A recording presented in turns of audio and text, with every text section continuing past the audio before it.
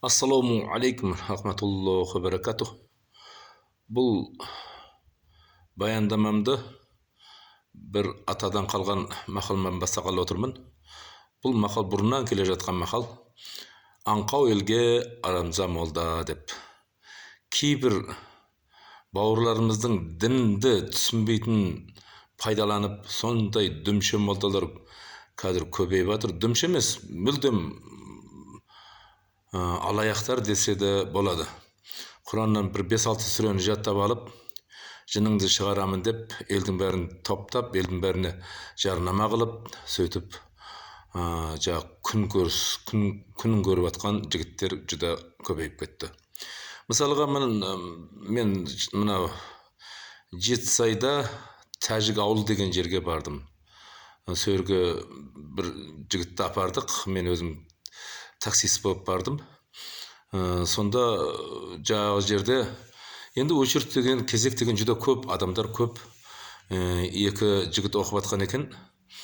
Екеуінде де Құраны дұрыс емес оқып жатыр Құранды. Құранда өзінде тәжвид ережелері бар, тәжвид ілімі бар. Ол екеуі тәжвид деген кітаптың не екенін білмейтін де сияқты, және десе ұстаз көрмегендері көрініп тұр оқып атқан Құрандарынан. Сөйтіп халықтың бәрін алдап, арбап, қалтасындағы ақшасын алып, сөйтіп күнін көріп атқанын байқап қайттым. Енді бұндайларға әрине не қылу керек қой? Біздің биліктегілер, органдағылар да бұндайларға тиым салу керек. Халық бұндайларға алдана бермеу керек. Бұндайларға алдануының өзі халық үшін өте бір қауіпті. Неге дегенде біреуге жын кіреді, жын кіргеннен кейін дер кезінде шығарып тастамаса, ол жынды шығару қиын болады. Ояқта күшейіп қалады. Баяғыда біздің аталарымыз, апаларымыз айтады, егеленіп қалатын деп. Күшейіп, орнығып қалады. Сондықтан олар жағы адамдардың күнін өткіздіп, алдарына қабылдап, ақшасын алып, алда барбап, арқасын сипап, жағы сөйтіп не қылып байқап қайттым. Бірақ та енді оқыған Құранын еститін болсаң, жүрегің жаншып кетеді енді. Мүлдем жағы бір Құранға ұқсамайды, басқа бір нәрсе оқып атқан сияқты бір. Енді өңірдегі көпшілік жағдай діннің не екенін білмейтін, жағы намаз оқымайтын, Құранды мүлдем жаттамаған кісілер барған екен. Солардың барлығы соларға сол екі жігітке алданып жатыр. Жетісайдағы жағы Тәжік ауылындағы жігіттерге. Бұл енді былайша айтса да болады, бұлар жағы не алаяқтар. Өнген бұншалықты адам қалай көп жиналып кеткен деп мен сөйірді сұра бастадым. Сіз қайдан келдіңіз? Анау Өскеменнен келдім дейді, біреу жағы Семейден келдім дейді. Сөйтсе бұлардың бір туысқандары бар екен. Әр жерде имамдық қып жүреді екен. Сондай ұзақ жерлерде имамдық қып жатыр екен. Жүрген жерлердің бәрінде жағы екі бауырын айтып, осындай біздің осындай адамымыз бар, бауырымыз бар, жынды тез шығарып тастайды, емдеп тастайды деп. Енді жынды шығару үшін де Құранды ол жақсы оқу керек, қатесіз оқу керек, сонда жын шығады. Жағындай және де ықыласпен оқу керек. Жай енді бір жерлерде осы Жамбылда болып қалған, Таразда болып қалған жағы мысал бір дүнген қызға жын кіріп кетті дейді, жын кіріп кетіпті дейді. Өнген Құранды шала-пұлап оқитын жігіт еді, соған алып жетіп кеп жағы. Алдында бір Құран жақсы оқитын жігітке барса, ол жігіт үйінде жоқ екен. Ләж жоқ енді жағы Құранды шала оқитын жігітке алып келсе, шала Құранды оқып отырса, ішіндегі жын кекетіп, ей, сенің Құраның түзу емес қой, Құранды түзу оқып атқан жоқсың ғой деп, ішіндегі жыны оған хабар берген екен. Жындар сондай бір қиын заттар болады да. Сондықтан енді былайша айтқанда, олар сондай Құранмен дем салуменен Құранымыздың беделін төмендетіп жатыр. Және десе адамдарды қорлап, адамдарды адамдарға зұлым жасап жатыр.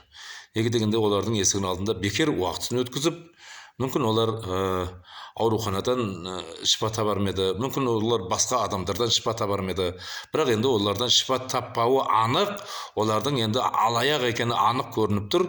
Өзім мен басқа біреуден естігенім жоқ, өзім барып қайттым сөрге, Жетісайға, жаңағы Тәжік ауылына.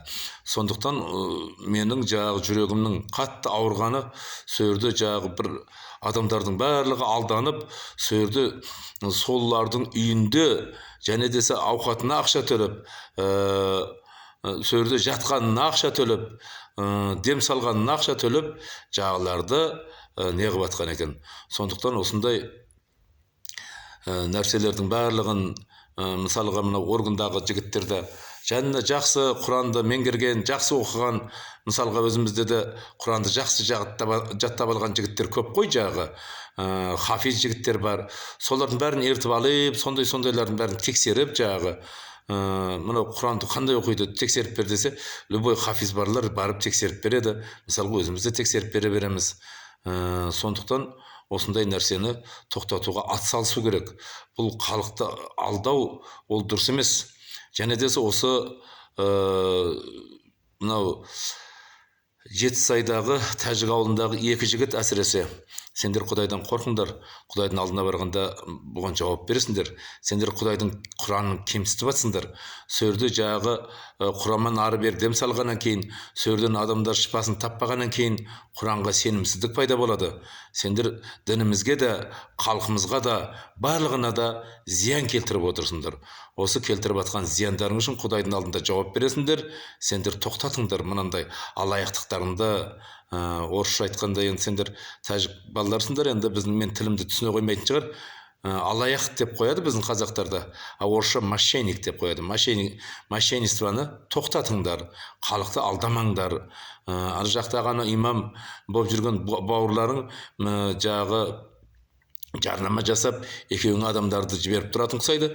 Екеуің жақсылап тұрып, адамдарды, елдердің бәрін алдап, ақшасын сыпырып, қалталарына салып, мысалға енді қазақта мынандай мақал бар ғой, қасапшыға мал қайғы, қарашкеге жан қайғы деп, оларға жан қайғы болып алдыңа келсе, сендерге тек қана ақша қайғы болып, олардағы ауруды сендер жазамайтындарыңды біле тұрып, оларға ешқандай айтпастан жүре беріңдер, біз жазамыз деп, жағы сендер оларды алдап күндерін өткізіп жатқандарың үшін Құдайдың алдында жауап бересіңдер. Мынау осыны естіп отырған мынау органдағы жігіттер, министерстводағылар, осы Тәжік ауылында, Жетісайда Тәжік ауылында адамдар жүдә көбейіп кетіпті. Енді қора-қорасымен жүр алданып. Солардың барлығын жағы тоқтатуға әрекет қылыңыздар. Оларды жағы апарып қамап тастаңыздар, ана екеуін. Ол екеуін қамап тастаңыздар. Нағыз жағы адам емдейтін болса, ол түрменің ішінде де сондай ауру адамдар бар, соларды емдесін. Қамап тастауға әрекет қылыңыздар. Жетісайда, Түркістан облысы Жетісайда, Жетісай ғой енді, Жетісайда Тәжік ауылы деп қойдың ғой. Сол ауылға мен өзім жағы бір ауру жігітті алып, өзім таксист болып бардым. Сол кездерде кіріп Құрандарын тыңдап, жағы адамдардың алданып атқанына жүдә бір ашынып, бір жаным ашып қайтты. Сөрді небір адамдар алданып жүр сөрді. Солардың ауқатын сатып алып жеп, солардың жатқан үйінде жататын квартплат деп ақша беріп, дем салғаныңа деп ақша беріп, елдің бәрі қыруар алданып жатыр екен. Сондықтан үзілді кесілді осыларды тоқтатуға органдағылар әрекет қылыңыздар.